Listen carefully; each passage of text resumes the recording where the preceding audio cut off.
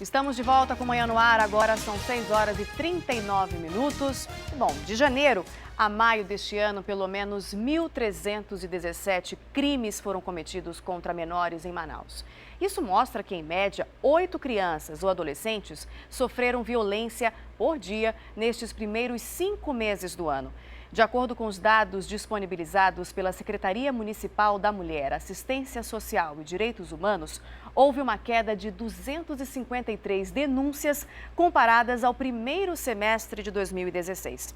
E para falar mais e esclarecer as dúvidas sobre esse assunto, além de falar, claro, sobre como o Amazonas avança aí no enfrentamento à violência contra a criança e o adolescente, nós recebemos aqui no estúdio Silvia Carla, presidente do Conselho Estadual dos Direitos da Criança e do Adolescente. Silvia, muito bom dia para você. Seja bem-vinda aqui ao Manhã no Ar. Um bom dia a todos que estão aí nos assistindo, né? Esta semana nós estamos comemorando os 27 anos do ECA, né? O Estatuto da Criança e do Adolescente, a Lei 8.069/90. E também vamos estar discutindo, né?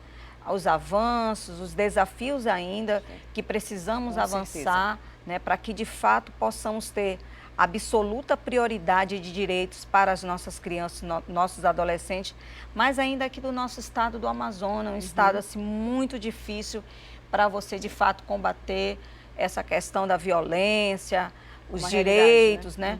Por diversas questões geográficas, questões de dificuldade até de se chegar a muitos municípios do estado do Amazonas. E falando justamente nisso, nós temos aqui números da Secretaria de Segurança Pública que foram registrados 133 crimes de violência sexual contra crianças e adolescentes. Quais são aí os principais crimes cometidos aí contra essas crianças? Quais são os mais assim reincidentes na realidade aqui do Amazonas? Aqui no Amazonas, o nosso índice de reincidência de crimes acometidos contra criança e adolescente ainda continua sendo a questão do abuso e da exploração sexual, né?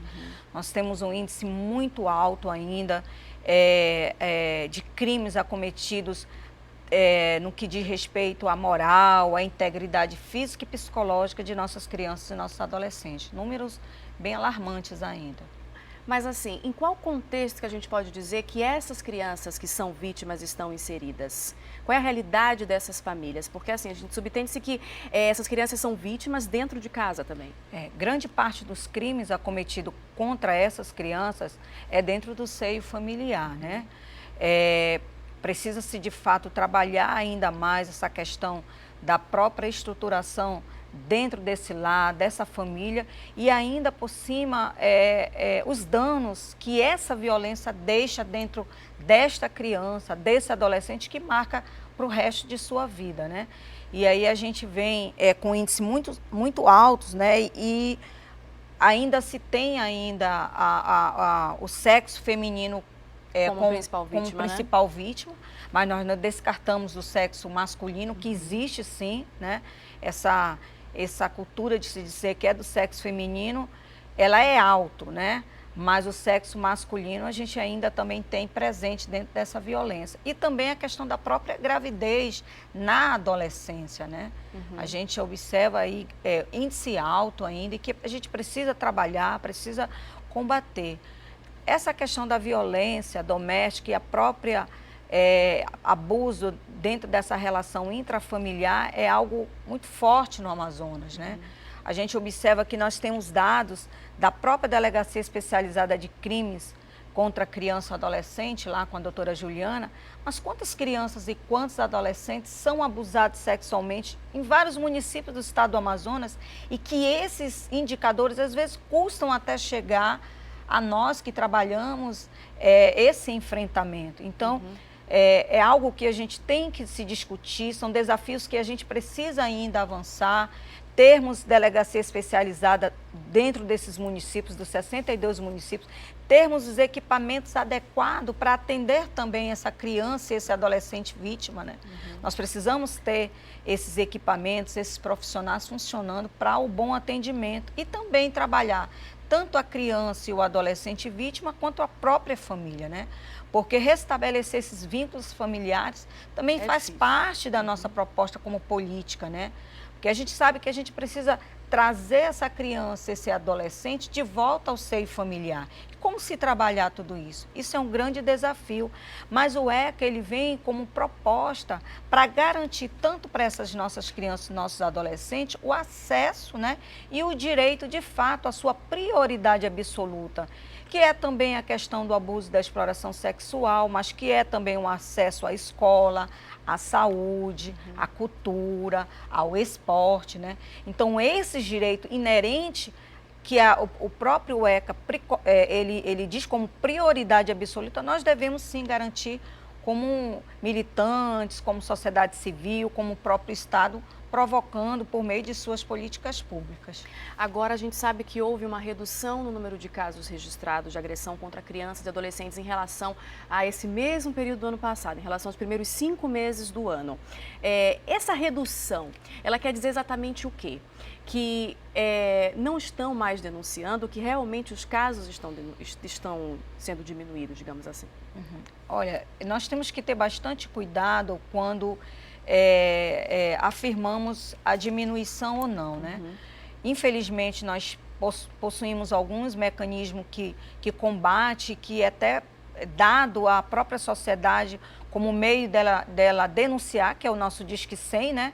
É o que é o mais utilizado. Inclusive, nós estamos hoje aqui fortalecendo para que esse equipamento, esse instrumento que nós temos, que é o Disque 100, ele possa permanecer, porque existe também uma grande dificuldade da própria vítima, do próprio denunciante ir até ele, e essa denúncia chegar até os equipamentos, tanto Conselho Tutelar, Ministério Público, Delegacia. Então, precisamos fortalecer. A gente que está sempre na ponta, o trabalho do dia a dia, a gente não observa bem essa diminuição. Sim, né? Os casos com certeza continuam ocorrendo, até porque são muitos casos. Isso. Né? A gente, por exemplo, enquanto Conselho Estadual dos Direitos da Criança e do Adolescente, até no próprio Conselho chega essas denúncias, né?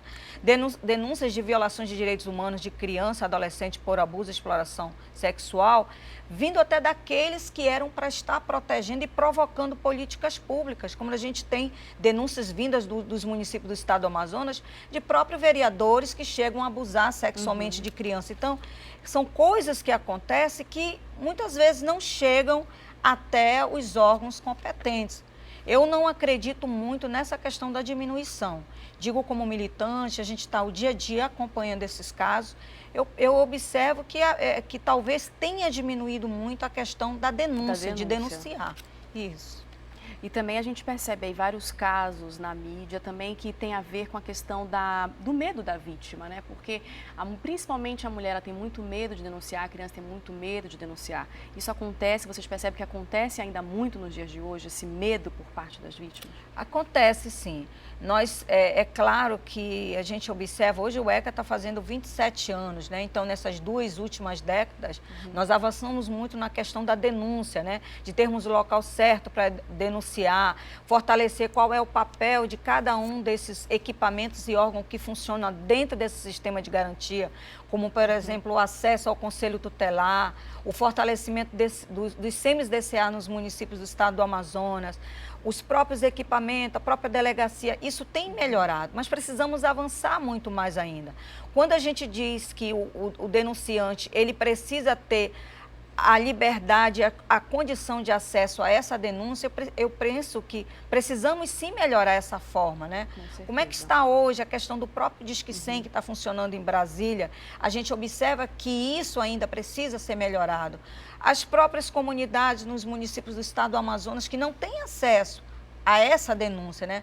Como chegar, tu imagina você chegar a um conselho tutelar somente que funciona no município e municípios que possuem mais de 162 comunidades e comunidades essas que para você chegar até o conselho tutelar, às vezes demanda dias, horas, né? Então, como fazer com que, de fato, essa denúncia chegue e como eu posso, de fato, trabalhar essa criança, esse adolescente vítima, essa família num restabelecimento de vínculo. Isso é um grande desafio para o Conselho Tutelar, para o próprio Estatuto, para o próprio CMDCA, que estão aí trabalhando na ponta do seu dia a dia para o fortalecimento dessa política. Além do Disque 100, existem outros meios aí de denúncia? Olha, você, na verdade, quando você possui, aqui em Manaus, nós temos o 08.092-1407. É um número um pouco comprido, mas a gente massifica bastante o Disque 100. Mas você pode ir numa delegacia, pode ir num conselho tutelar mais próximo, pode ir no próprio equipamento da assistência social, que nós temos os nossos CREAS, nós temos aí os nossos CRAS, que são equipamentos também que podem receber essas denúncias. Quais são os outros crimes praticados aí contra as crianças e os adolescentes, presidente? Olha, nós temos vários crimes, né? Nós temos, além dos crimes sexuais, nós temos a homofobia, né? A gente observa que isso vem acontecendo o dia a dia.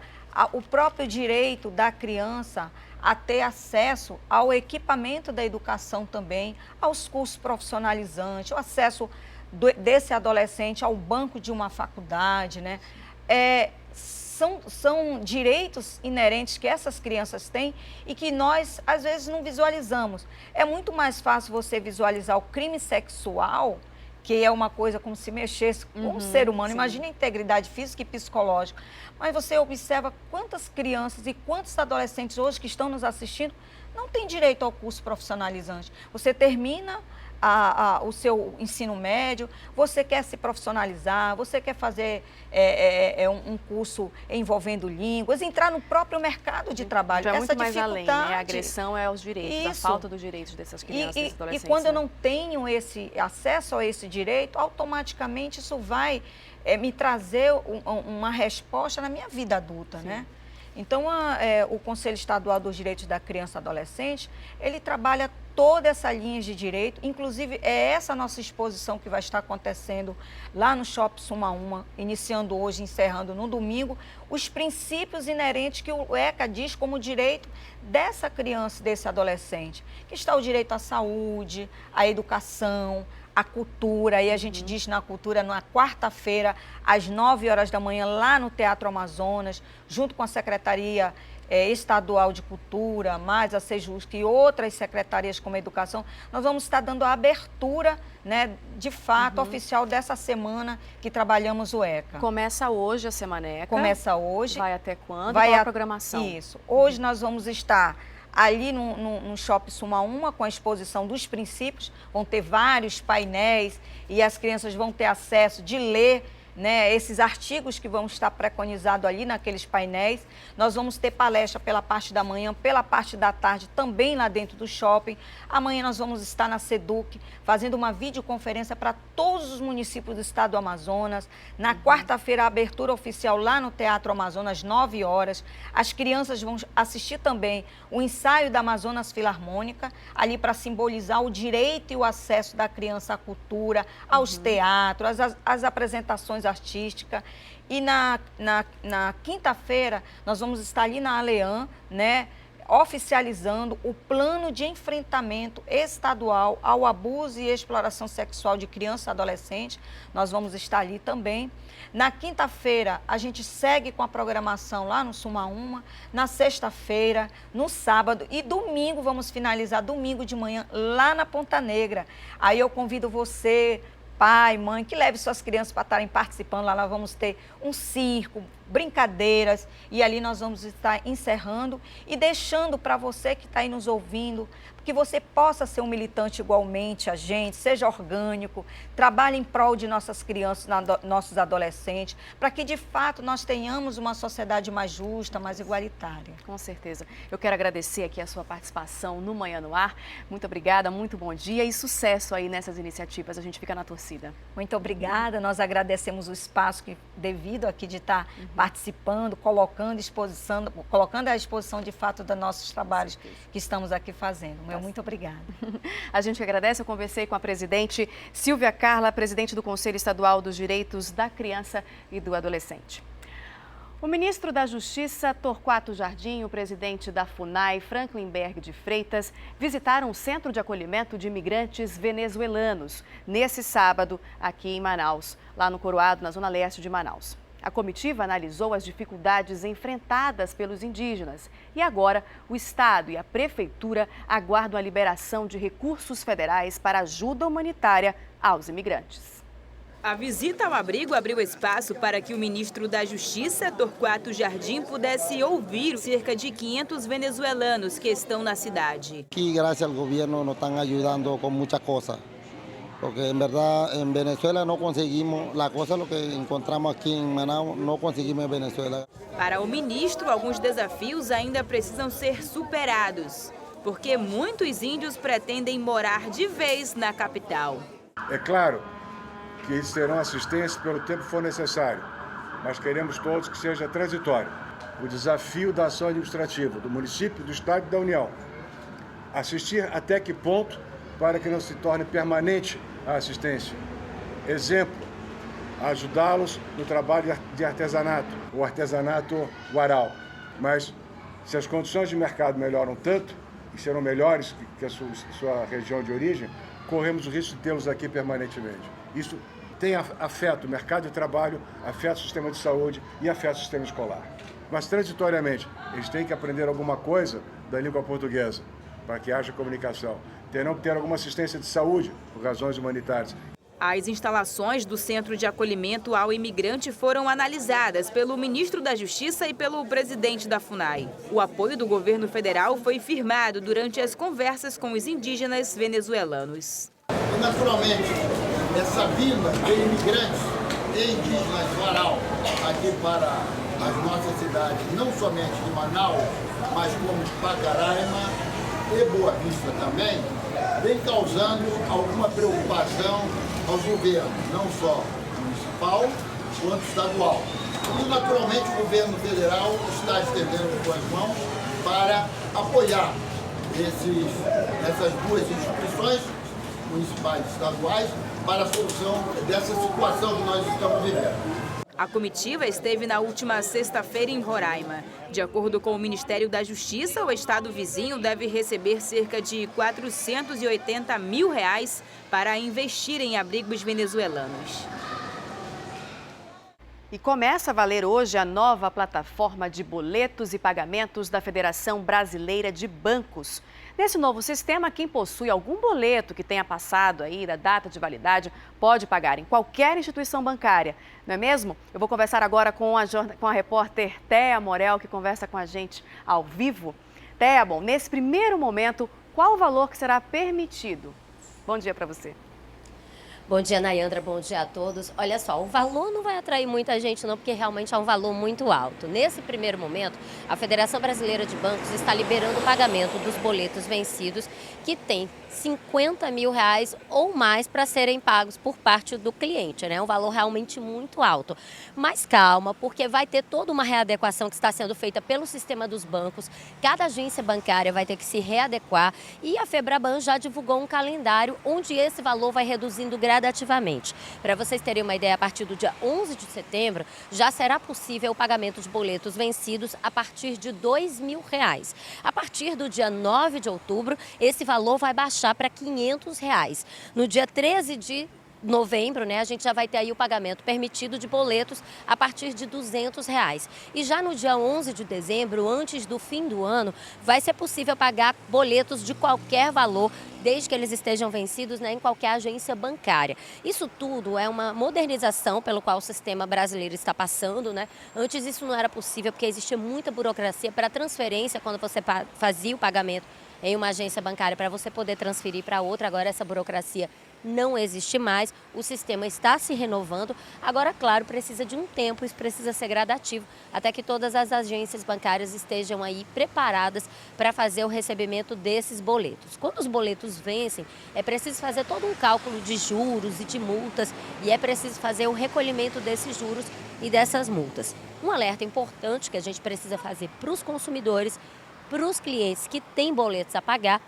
é que a partir de agora também, esses boletos precisarão vir com o CPF ou um CNPJ, ou seja, ou com o CPF da pessoa física ou com o cadastro da pessoa jurídica da empresa no próprio boleto. Isso significa que a partir do momento que vai acontecendo essa adequação, se você tiver um boleto que não tem o seu CPF ou não tem o CNPJ da sua empresa, é muito provável que a agência bancária entre em contato para você para poder emitir um novo boleto, esse sim, já com todas as informações corretas, com todas as informações adequadas, como tem que ser através desse novo sistema. A gente só orienta também os clientes e consumidores para não aceitarem essa comunicação via e-mail, porque normalmente os bancos não enviam e-mail, a não ser que eles avisem antes que fez esse tipo de comunicação, né? Até porque para evitar aí que se espalhem vírus ou até que seus dados possam ser aí fiquem vulneráveis na internet, como é muito comum quando a gente recebe esse tipo de comunicação eletrônica. A comunicação deve ser feita a princípio por telefone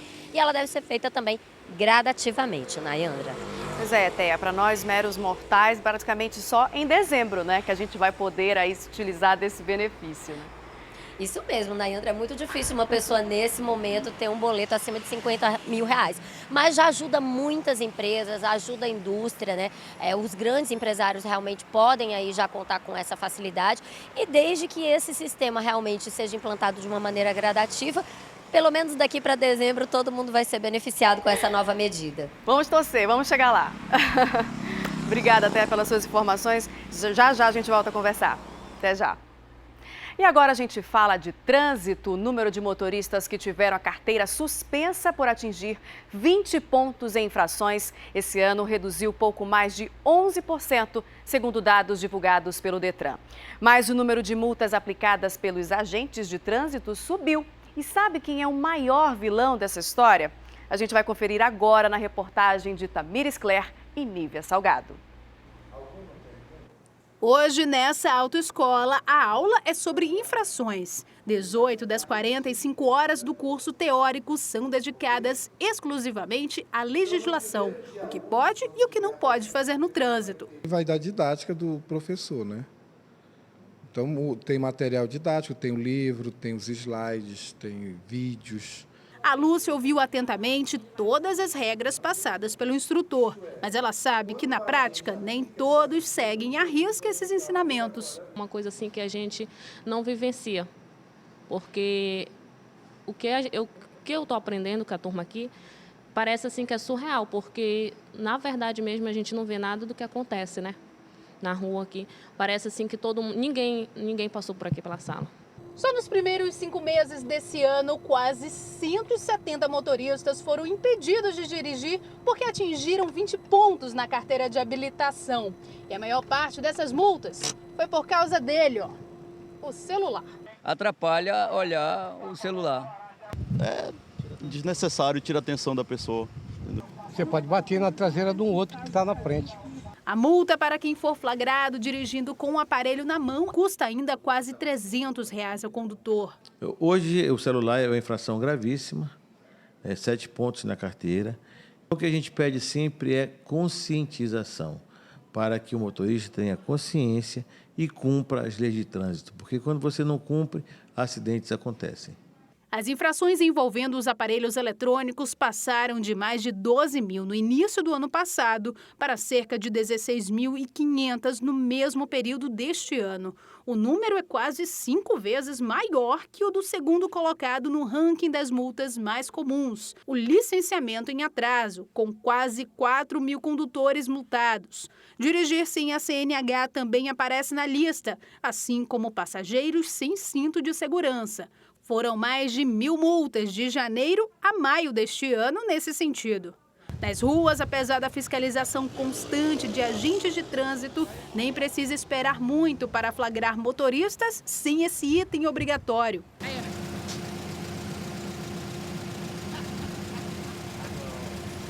O senhor estava dirigindo sem cinto de segurança, não é perigoso não? É perigoso, é que às vezes a gente esquece. Eu saí daqui rapidinho aqui do comércio, aí já ia colocar já. Já a Lúcia, que ainda está no processo para tirar a carteira, garante que quer ficar longe dessas estatísticas. Procurar sempre botar em prática o que eu estou aprendendo. Que todo mundo devia fazer. Com certeza.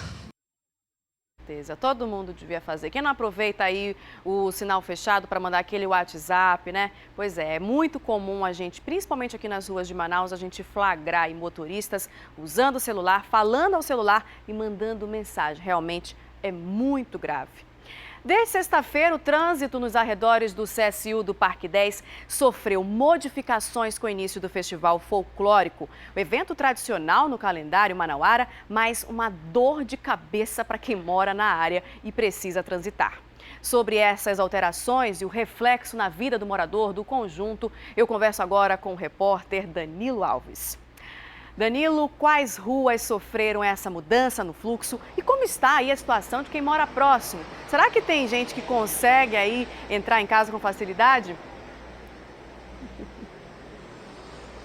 Pois é, tá difícil, viu, Nayandra? A gente sabe que o Festival Folclórico, o famoso Arraial do CSU, que acontece das 5 da tarde até às 11 horas, 10 horas da noite, aqui no Centro Social Urbano, tem uma movimentação muito grande. A gente sabe que os moradores acabam se prejudicando, porque as ruas aqui do conjunto Parque 10, aqui próximo mesmo ao CSU, acabam ficando congestionadas, muito trânsito e tem também o estacionamento irregular. As pessoas que estacionam até mesmo na frente das garagens. A gente já recebeu até denúncia de moradores aqui, justamente mostrando essa situação, de que durante a noite, durante essas festas que estão acontecendo aqui no 37º Festival Folclórico, muitas pessoas estão estacionando irregularmente, ou seja, na frente de garagens, em cima de calçadas. Isso acaba prejudicando muito as pessoas, sem falar do congestionamento, que também é um problemão. Mas como a gente está falando de festa e também falando de situação de trânsito, o trânsito mudou mesmo durante essas horas de festival que acontecem desde as 5 da tarde, 4 horas, quando os agentes do Manaus Trans chegam aqui para poder controlar esse fluxo. A gente explica melhor para você como é que vai acontecer durante esses dias de festival. Essa aqui é a Avenida Perimetral, a avenida principal do Parque 10, onde fica aqui o CSU. Aqui, essa rua em que acontece que as pessoas, os motoristas iam, dobrar, não podem dobrar mais. O único modo que você pode ir saindo da Avenida Humberto Calderaro Filho é indo por ali, ó, saindo e pegando a sua direita e em seguida a esquerda para poder acessar o CSU. Já aqui, volta para cá, Domingos, para a gente mostrar a situação dos moradores aqui desse conjunto. Existem algumas ruas aqui do conjunto que não dão acesso a nenhuma principal. A rua 13, 14, 15, 16, mas a partir da rua 17 já dá acesso à rua principal ali, a Ivonete Machado. E é aí que o fluxo começa a mudar. A situação acontece é a seguinte: a rua 17, ela fica exclusivamente no sentido CSU Ivonete Machado, ou seja, ela só sai do CSU para ir para a principal, para a pessoa que vai embora. Já a rua 18 e a rua Safira Braga, que são as últimas ruas que dão acesso também a Ivonete Machado, já voltam, ou seja, saem do CSU para voltar para a principal. A rua 17 você vem para o CSU e a rua 18 e Safira Braga você sai do CSU. Então é essa a situação que vai mudar. Moradores estão reclamando porque, como existe o sentido único, acaba acontecendo isso. O congestionamento fica brabo. E a gente sabe que aqui durante a noite a situação relacionada a estacionamento irregular, principalmente aqui mesmo nas vias aqui da Avenida Perimetral e também ali atrás, próximo ao CSU, ali atrás, pertinho de um dos restaurantes que ficam ali no conjunto, também acontece esse tipo de estacionamento irregular. E aí o que o Manaus Trans vai fazer, Nayandra? O Manaus Trans vai fazer o seguinte: fiscalização redobrada. São 15 agentes que vão fazer a fiscalização aqui do local, justamente para tentar inibir os motoristas e, claro, autuar. Porque a gente sabe também que muitos motoristas não respeitam os marronzinhos, as pessoas que ficam por aqui controlando o fluxo. E como existem muitos marronzinhos que apenas controlam o fluxo porque existe muito congestionamento, muita gente acaba prestando atenção, na verdade, achando que eles não vão multar, mas estão multando sim. Então essa situação aqui de agentes multando aqui vai acontecer durante esses dias de festival. Agora, em relação à festa, a gente sabe que já é tradicional aqui o festival, o Arraial do CSU, acontece há muito tempo. Como eu falei, a gente está na 37ª edição e a festa vai acontecer até o dia 13 de agosto. Mostra ali, Domingos, pra gente ali o banner da festa, tá bonito. Então acontece desde o dia 7, desde a sexta-feira, até o dia 13 de agosto. Então os motoristas e também os moradores, infelizmente a gente fala porque o congestionamento, querendo ou não, é inevitável, né? Mas a gente pode evitar o estacionamento irregular. Então, a gente espera que os motoristas estejam conscientes, brinquem, estacionem corretamente e, lógico, né, curtam a festa, porque é um festival muito bonito, é um festival tradicional aqui da nossa cidade, né, André? É isso mesmo, né, Danilo? Bom senso, né? Bom senso não faz mal a ninguém, nesse caso. Tá certo, Danilo. Muito obrigada aí pelas suas informações. Bom senso, falta... Tá certo, Dan. Muito obrigada pelas suas informações, viu? E agora a gente vai para o alto. Vamos aí ver imagens aéreas do drone da TV A Crítica. E aí estamos bem na bola do Armando Mendes, no Distrito Industrial, sentido bairro. A gente percebe ali uma leve retenção, trânsito ainda já começando a ficar complicado nessa rotatória do Armando Mendes no Distrito Industrial em Manaus. A gente percebe que esse horário, 7 horas da manhã, 7h15, esse horário aí, os trabalhadores começam a ir para o distrito, começam a ir para os seus trabalhos e a situação, o trânsito começa já a ficar complicado nessa área. Trânsito já bastante intenso nesse sentido bairro, principalmente para quem vai aí para essas empresas aí do Distrito Industrial. Essas são imagens aéreas do drone da TV A Crítica na rotatória do Armando Mendes. Trânsito já bastante complicado nesse local. E daqui a pouco tem o quadro A Vaga é Sua e a gente fala do mercado de trabalho para a turma mais velha. Tem muita gente deixando a aposentadoria de lado e voltando ao mercado de trabalho. Olha que coisa boa! E tem ainda a nossa interação com a Rádio A Crítica. Não sai daí não que eu volto já.